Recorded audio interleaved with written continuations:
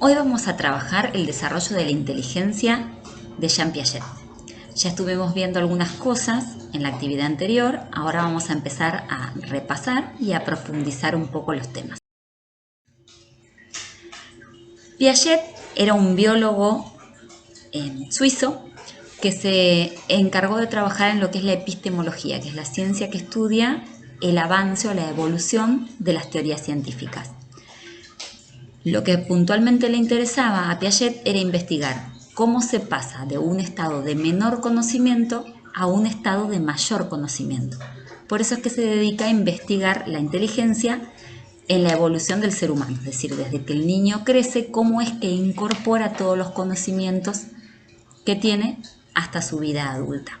Esto lo habíamos trabajado en la actividad anterior con lo que tiene que ver con el concepto de génesis.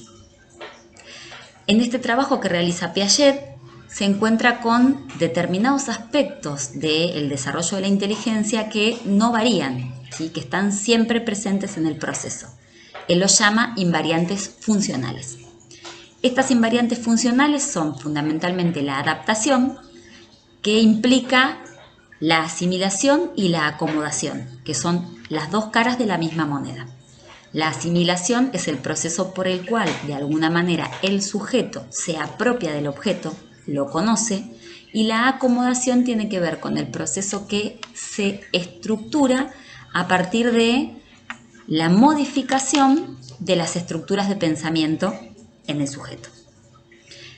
Esta asimilación y esta acomodación, cuando el sujeto logra incorporar de alguna manera el objeto, se produce un fenómeno que llamamos adaptación.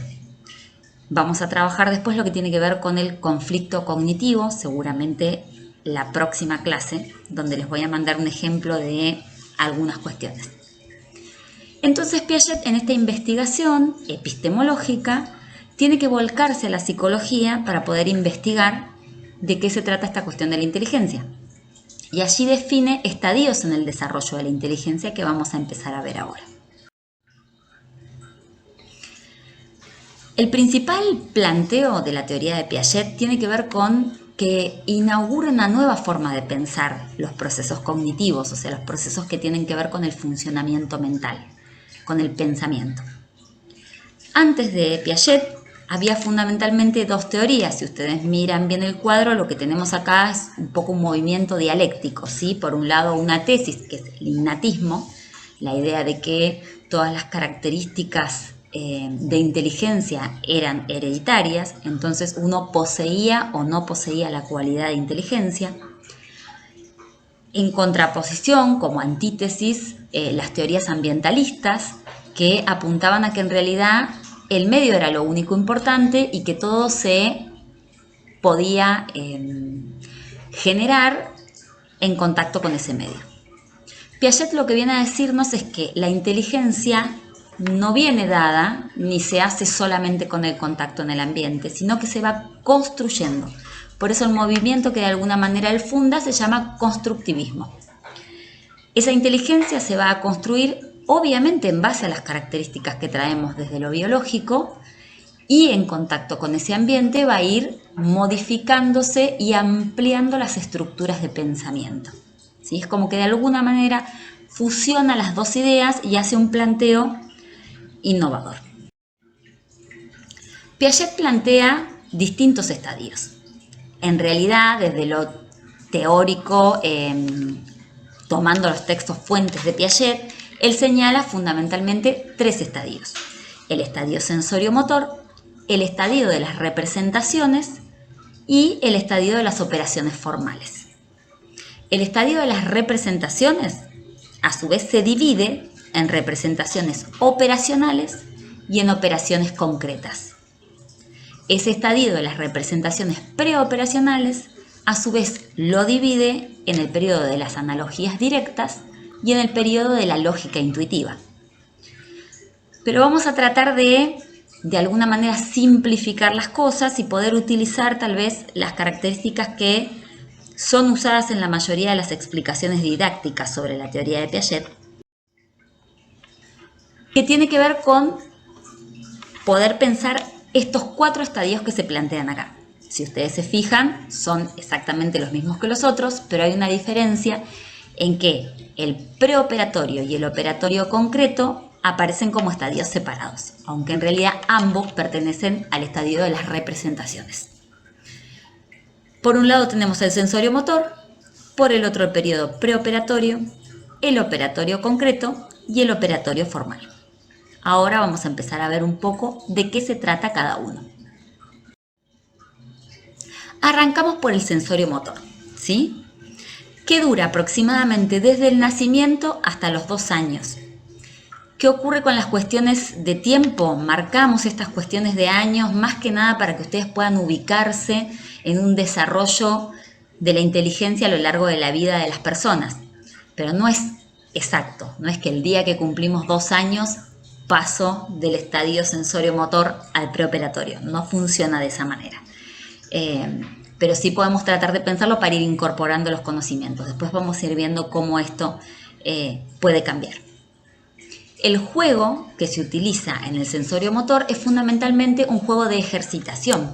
Piensen en que un niño chiquito todavía no tiene la posibilidad de la palabra, un bebé, y se le complica bastante la cuestión del movimiento porque no tiene independencia de movimiento, aún no se desplaza autónomamente. Todos los juegos son juegos en donde va a ejercitar muchas cuestiones que vienen dadas desde lo biológico, que son esos reflejos que los niños traen cargados en su matriz cognitiva.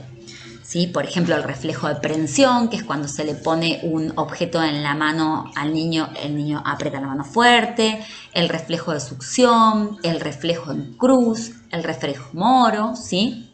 Son todos reflejos que vienen de alguna manera cargados en esa parte biológica de nuestro cerebro y que a partir de ese reflejo se van a producir otros movimientos.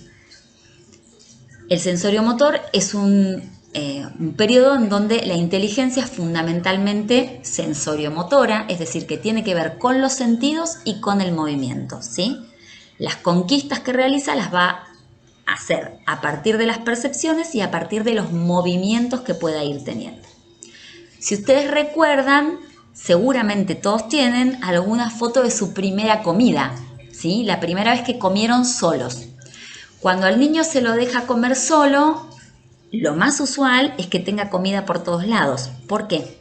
Porque la coordinación visomotriz es algo que tenemos que ir construyendo. Un niño de 6 meses, 8 meses que ya ha empezado a comer, no tiene todavía la coordinación visomotriz perfecta para llevar la cuchara exactamente a la boca. Va a ir practicando y por ensayo y error y una regulación de los movimientos va a terminar logrando meter la cuchara en su boca. Pero esto lo hace en una construcción, ¿sí? El niño va a tener que construir distintas categorías, ¿sí? La categoría del objeto, del tiempo, del espacio y la causalidad. La categoría de objeto, el niño cuando el objeto desaparece de su vista, supone que el objeto efectivamente ha desaparecido. Por eso es que a los niños pequeños se les hace el famoso juego de ¡acatá! ¿Sí? Alguien se esconde y aparece. Ese juego genera mucho júbilo y mucha angustia también, porque cuando la persona desaparece, el niño cree efectivamente que ha desaparecido. Y cuando ve a la persona que se saca por ahí el almohadón o el trapo que lo estaba tapando, genera la risa del niño, genera alegría en el niño. La noción de tiempo, fundamentalmente lo que vamos a poder apreciar en un niño que ya llega al final del sensorio motor, es que pueda distinguir el día, la noche, qué mañana es después de dormir, pero por lo general confunde mucho esta cuestión del tiempo, que es algo que va a ir regulando en el periodo siguiente. ¿Sí? La noción de espacio es una noción de espacio muy burda, digamos, es una noción de espacio que distingue, por ejemplo, los distintos espacios de la casa o que tal vez reconoce algunas casas cercanas cuando está llegando a su barrio. Y la noción de causalidad, que tiene que ver con esta cuestión de si hago una acción, pasan otras cosas. Por eso es que le resulta tan divertido al niño que cuando tira el vaso, se lo vuelven a levantar y se lo dan y él lo vuelve a tirar, porque lo que está practicando es esa acción de causalidad. Tenemos un movimiento que se produce, ¿sí?, a nivel cognitivo, que se llaman reacciones circulares. De esos reflejos que el niño tiene cargados, a esos le suma los ejercicios que él va haciendo. Por ejemplo, el reflejo de prensión, con el que el niño aprieta el objeto que uno le pone en la mano, ejercitándolo, logra agarrar varias cosas, ¿sí? En ese reflejo de prensión vamos a poder pensar en la asimilación y la acomodación, ¿sí? La asimilación, el niño reconoce objetos nuevos, en vez de ponerle un dedo, yo pongo un fibrón, por ejemplo, o un sonajero, o algún otro objeto, y el niño en ese movimiento de la mano y en lo que la mano tiene que ajustarse a ese objeto, va a ir conociendo ese objeto. Va a ir ejercitando, tirando por ejemplo de la sabanita o de esos juguetes que se ponen los móviles de cuna, ¿sí? Va a estirarse hasta que efectivamente logre tomar el objeto. Cuando estos reflejos se fusionan con esos ejercicios, se arma lo que llama Piaget una generalización. Cuando uno logra dominar esa generalización, ya el niño tiene hábitos, ¿sí? Logra tener movimientos en donde los tienen absolutamente incorporados. Cuando esos hábitos se combinan entre sí, generan reacciones circulares. Por ejemplo, el hábito de tomar con la mano algo y el hábito de empujar la mano hacia algún lugar. Entonces, genera una reacción circular que puede ser, por ejemplo, correr la sábana, ¿sí? O tirar algún objeto.